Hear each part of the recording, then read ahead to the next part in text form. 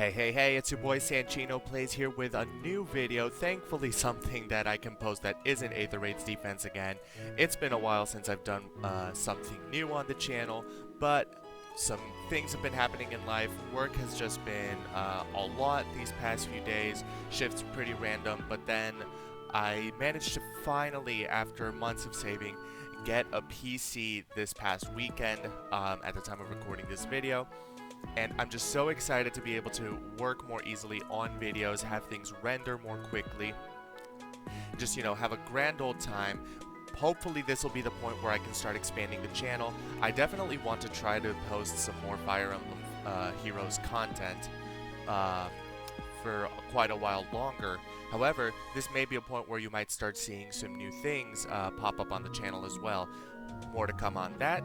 If you want, you can follow my Twitch channel, which I'll be posting a link in the description along with my Discord and Twitter links. But that's not what I'm here to do. I'm not here to post updates. I am here to show you all my plus 10 Barracks tour, which I have been promising for about 2 months now.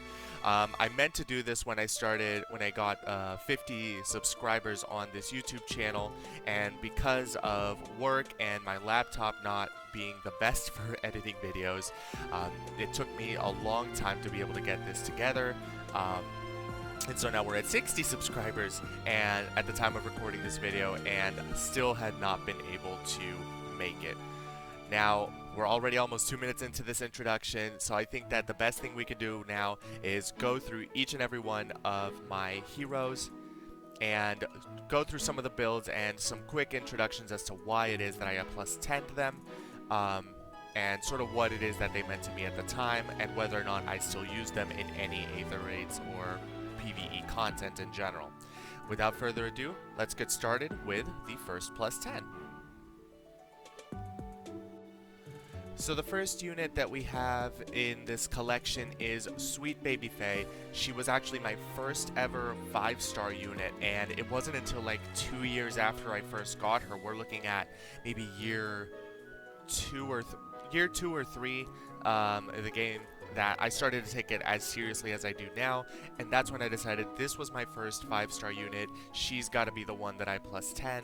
You may have seen her in some of my previous Aether Raids defense content. Her role in those videos was pretty simple: just give everyone within range as many stats as possible, and also be a good unit to pulse down her allies with infantry pulse. So her Eternal Breath has her unique Refine. Distant Counter was meant to obviously allow her to counter ranged foes. Quick Repose gives her the follow-up. Infantry Pulse, I already explained what that does. But then Speed Res form, it's a little bit different from the video that she was showcased on my Fae channel video. This is because this is sort of the build that I use more in PvE content as of late. But if you don't want to look at for the video, but still want to know what set I'm using there, just replace Speed Res form with Mystic Boost. This allowed her to have a little bit more longevity, while still allowing her to just use Iceberg as a special.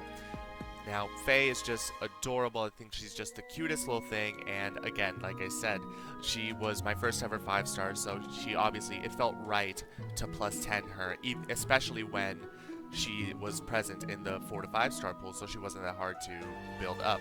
But yeah, Sweet Baby Fae was my first ever 5-star and the first unit on this list.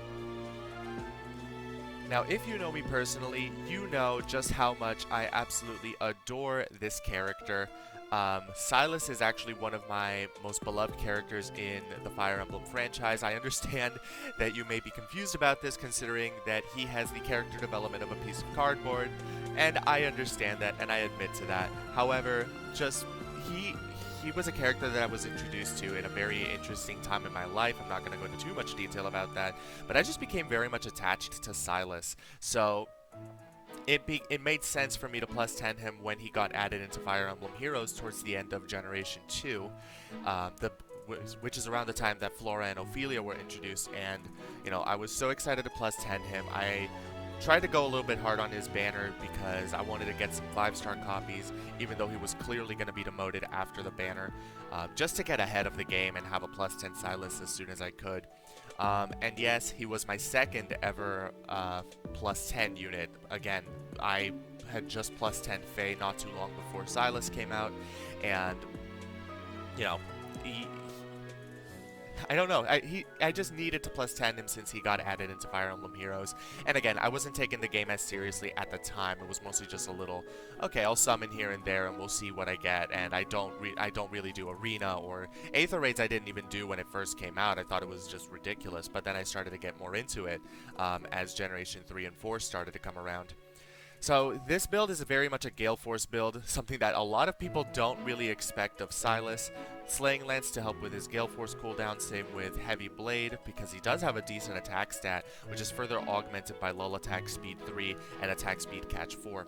Defense Res Menace, actually, just the other day, after I took this screenshot, I replaced it with attack speed menace, thanks to the Choose Your Legends 5 banner. Yes, I sacrificed an Erica. Cry about it. But this guy deserves the best for me, and he's actually at max Dragon Flowers as well. I've invested so much into Sylas, it is not funny. But I'm just so glad that I was able to plus 10 him. He's always my lead unit no matter what. I even have a set for him for Pawns of Loki, and I'd be going around in circles if I were to just keep explaining how much I love this character, so I think it's best that we move on to the next character. Next up on the list is Male Corin. Male Corin was very much a project based on the existence of my plus 10 Sylas. At that weird time in my life, I very much shipped Male Corin with Sylas a lot more, because I know I'm not the only person in the Fire Emblem fandom that thinks that Sylas would have been a great candidate for the bisexual character, in addition to or instead of Niles in Fire Emblem Fates. So Corin was very much based on me shipping the two of them together. Also, this was around the time I think his Yato Refine had come out sometime after, so it was very much meant to be the two of them supporting each other through the ally support that was introduced at the time, plus the Yato Refine. Corin's build is pretty interesting. I don't really use him anymore. I used him for a small amount of time in Aether Raid's offense. He was very much meant to be a Hell counter. That's why he has Axebreaker. He supported my New Year Alphonse with Fury 4 to soak up some of the Bright Shrines, Distant Guard, and Drive Defense to further augment New Year Alphonse's defenses, in addition to those of his allies. The build is pretty bare bones, no crazy investment here. I never really thought it pertinent to invest too much into Corin, even after I started using him in Aether Raid's offense, because of the fact that he was mainly meant to counter Axe allies, or Axe enemies, like, say, Hell. So, yeah, honestly, it's a pretty decent build. He does the job. It's very niche, but I'm still happy that I plus 10 him. Fire Emblem Fates, despite all the criticisms it gets, it is one of my favorite games just because of the nostalgia that it brings to me. So, unit number 3 is plus 10 Male Corin. Fourth on the list, we have one of my favorite units to use in the win season of Arena, this being Adult Tiki. Adult Tiki is a pretty interesting one. She works very well as a legendary Corin counter, despite what people may think of her. R Dual Infantry 4 boosts her scoring and HP and stats. Joint Drive Attack, Close Defense, Breath of Fog being effective against dragons. Especially if you pair her up with a legendary Corin of your own, you have a pretty interesting duo that can do a lot of damage to the opponent's team. Granted, they will be primarily used in the enemy phase instead of the player phase. So using Adult Tiki really depends on your playstyle. I don't think I've ever seen a player phase based Adult Tiki, but I think that she works really well as a legendary Corin counter. With the addition of Niffle, she's not going to work against all dragons, so you definitely want to be careful with units like Niffle and Noe, in spite of the dragon effectiveness, but that's that. Well, actually, no. Adult Tiki, I plus 10'd her because I just enjoyed the character in Fire Emblem Awakening, and I just like the adult version more than the child version of Tiki. I don't know. Maybe it's just how I feel about kids sometimes. I don't have the most patience with children, so I decided I like Tiki. I'm going to go with the adult version, even though at the time I think the young version was considered to be a little bit better. But Adult Tiki was very much a project that I plus 10, stopped using, and recently brought back because of the presence of legendary Corin. And, you know, all in all, I think this was a pretty good investment. And if you want a budget dragon to build that isn't Fae or Noe, Noe's a great dragon, but I think that Tiki is also a worthwhile project. And speaking of Noe, this is my Noe build. I also have a plus 10 Noe. I decided that I wanted to have a dragon in each color as plus 10, and the three obvious ones to do so on a budget are Noe, Adult Tiki, and Fae, because they're all present in the 3 to 4 star pool. The fact that Noe's Refine has the distant counter effect built in just solidified her as an option for me to plus 10, simply because that way I could invest a better A skill into her instead of having to take up a slot just for distant counter. She has Kestrel Stance 3, Null Follow-Up 3, Attack Smoke 3, and Speed Rest solo because she was meant to be one of my primary light season carries, and I didn't really use her a lot, not for lack of wanting to, but it just so happened that a lot of the teams that I ended up facing were not good matchups for her, unless I found the occasional duo Leaf, which was not very common in light season, especially since he had such a limited release at the time. Now we have the double special banner at the time of recording this video, so more people might get their hands on duo Leaf, so it'll be interesting to see if him having a bigger presence ends up making her a viable candidate for me to bring back onto my light season teams, or even my, well no, never my Astra season teams because of Thrasir. But yeah, I did invest quite a bit into her, not a lot, not as much as other characters, but I think that the build that she has is actually pretty good. I may consider switching Kestrel Stance for Swift Stance in the future, just to give her some more resistance, and if that were to be the case, I'd probably swap Bonfire for Iceberg or something. Just some thoughts that I've had for Noe, but she's not been my favorite character as far as like Awakening is concerned, but I definitely plus 10 her just to have a blue dragon, if I'm being honest. The reason I plus 10 Mustafa is because he's buff. End of story. There's no real other reason for me wanting to plus 10 Mustafa. There were other way better Axe infantry units to consider. Ninja Hana, Echidna, even Ross, I believe, has more usage than Mustafa, but I thought he looked great, and I decided to plus 10 him. His build is very much enemy phase oriented, you know, slaying axe with a resistance refine to patch up that little less than optimal resistance stat for the current metagame. Noon time for longevity, quick riposte for follow-ups, lull attack defense, pulse smoke. You get the drill. This is a pretty common type of set for modes such as Aether Raid's offense, and you know, I tried using him for a time and he saw some results, but the truth is that there are better units to use in comparison to Mustafa. So he's kind of been collecting dust, but I'm still glad that I got him the plus 10 just because of the fact that he looks really good in Fire Emblem Heroes. So there's not really much else to say about Mustafa. I liked his look. He got a pretty standard build and he worked for a time. Next up is the monstrosity that is my plus 10 legendary Alm. I had collected some merges for him throughout different legendary banners, and Alm is one of my favorite lords of all time, hands down. Especially in Shadows of Valentia, it actually made him kind of funny, which I adored. So when his legendary alt got announced, I knew I had to get at least a copy or two of him, and you know, he put in work in a lot of PvE content, and that's mostly what I used him for. But eventually I started getting more copies of him, and I decided, you know what, I am 5 copies away. The Saros banner is going to have him and 2 other great units in Air and Flame. Let's get him the plus 10.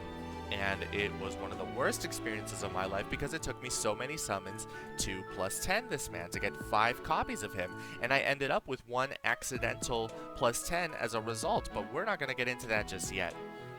The build, it's pretty good, I would say. Sturdy Impact and Joint Drive Attack to boost his damage output, and synergize with Luna Arc and Lunar Flash. We also got the Swift Sparrow for that. Null Follow-Up to mess up units like Fallen Edelgard with her follow-up negation. So, you know, it all works really well together, but I've definitely not used him as much in recent times because he's sort of fallen out of favor in comparison to other legendary heroes that I have at similar or same amount of merges. And yes, I have more than one +10 legendary hero, sue me. But Legendary Alm is definitely a character that I enjoy. I used him to great effect in PvE content, and that's definitely not something I'll easily overlook. And you know, he'll still see some to use from time to time, but it's definitely not to the point that I used to bring him to every like chain challenge or something, which is kind of sad. But at least I got my Alm. He looks fantastic, and he puts in work.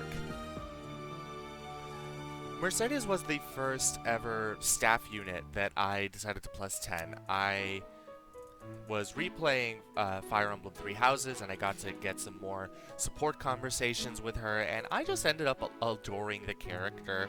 I like her academy design much more than the time skip design, so I thought, you know what, I'm not going to wait for the time skip design to be added, let's just +10 this version. Very standard build for staff units. You know, you have your palm staff, insert whatever assist or special you want here, attack speed push, attack speed solo, wrathful staff, and odd recovery. This has become a very staple build for staff units of all types. Even cavalry staff units have been seeing a lot of builds like this in recent times, and honestly I think that she does okay. She's definitely one of my preferred healers to use right now, next to Brave Veronica, but she doesn't see a lot of use. But I just very much +10 her because I just really like the character, even though there are probably better staff units to invest into. But yep, here's my +10 Mercedes. The build is pretty standard, but it gets the job done when I need her to. Next in line, we have my first ever Grail project in Aversa. So I can't really tell you why I decided to +10 her. I just thought that she had a very interesting arc in Fire Emblem Awakening, and her tome had some very good utility, and with the existence of Ardual Flying in the summoning pool at the time, I thought, you know what, maybe I could actually put some use into her, get some use out of her in Arena, you know? And she put in the work for a good amount of time. The water blessing is pretty irrelevant right now. I just gave her a random blessing after I stopped using her in Arena as much. I'm hoping that she gets a refine soon, so that way she can, you know, see some new life breathed into her. Her tome is good. I'm never gonna deny that. People still use her in Arena and Aether Raids, but there's just something about it that I'm like, it feels like it needs more. The build is pretty simple, just a bunch of high tier skills, with the exception of guidance, because I hadn't really gone through the trouble of giving her a tier 4 C skill. But you know, Rally Up Attack, Blue Flame, Ardual Flying 4 does make her score really well. I just think that she definitely needs that C skill if I ever get some use out of her again in Arena, in order to score more optimally. And if that's the case, I might switch Guidance for into the Seal slot and give her something maybe like Joint Drive Speed. I'm not sure yet, but we'll see how that goes whenever she gets a refine. I think that's what it's going to take for me to use her again, which is sad because I did invest quite a few resources into her. But I'm so glad that I went through it. Definitely took quite a bit of work to get her to +10 with all those heroic grails it took.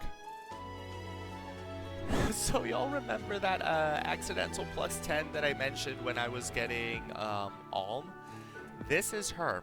So the Air has a funny history with me. I very stupidly foddered her off for Mystic Boost, which was a huge mistake, because at the time I didn't really take Aether Raid seriously, and when I started to get into it I realized, oh, I kinda need Air, and I would like to have her be a Disarm Trap user or something. So I had gotten Alarum before the Saros banner had popped up for the first time, and I thought, I'm going to try to get copies of Alm anyway, I might as well get some copies of Air. And I kid you not, I basically ended up with a +9 Air before I was able to get the last 5 copies I needed for Alm. So I decided to +10 her out of pure spite. But she has put in some work whenever I use her in Aether Raid's offense. You know, Tamari plus Fury allows her to, you know, give the sabotage effect, or inflict the sabotage effect onto foes. Disarm Trap is very much utility oriented, and Savage Blow, it's more so an event where if she has to attack, I want her to get some chip damage on other units. I may switch up the build a little bit in the future depending on what other teams I put together, but for now, she's been putting in some work as a support oriented unit, and I'm pretty sure that's what she was meant to be from the beginning, but you know, she does the job. I cannot complain, you know. Yes, I plus 10 her out of spite, but at least I got some use out of her. I present to you my first ever seasonal plus 10. And I don't know, Alphonse's design, I just think he looks really cute in that outfit. And, you know, he came in at the same time as Henriette and Gustav, both of which had very good fodder for him, so I basically foddered his parents to him. I only actually went through with plus 10ing though, because of the fact that he was the 4-star focus unit. I did get quite a few 5-star versions of him, which put me ahead of the curve for plus 10ing him, but I definitely did have to 5-star a few 4-star copies of him.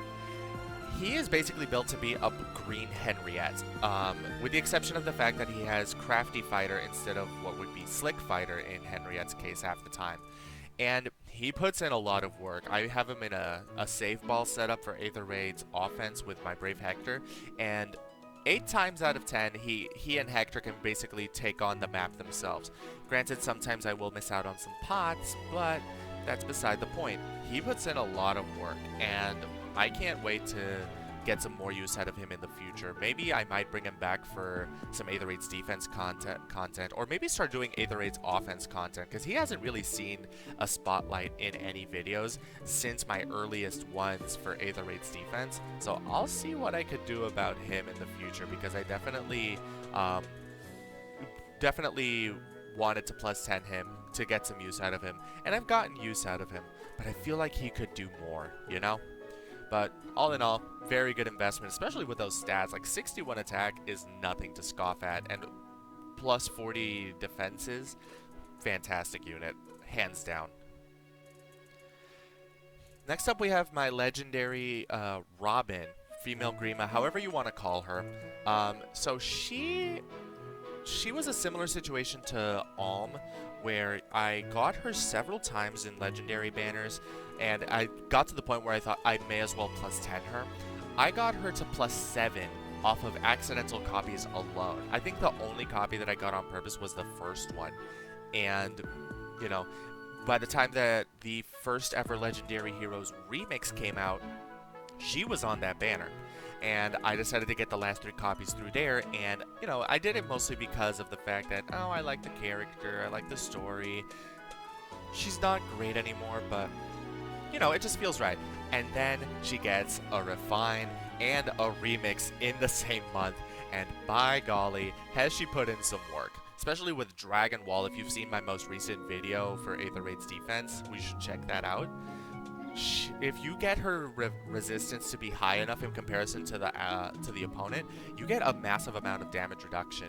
And I'm just happy that I put in the work for her, because, you know, she's definitely a much better tank now with Expiration and Dragon Skin 2 giving her effectively plus 10 to all of her stats before even considering the effects of Speed Res Rain and Speed Res Form.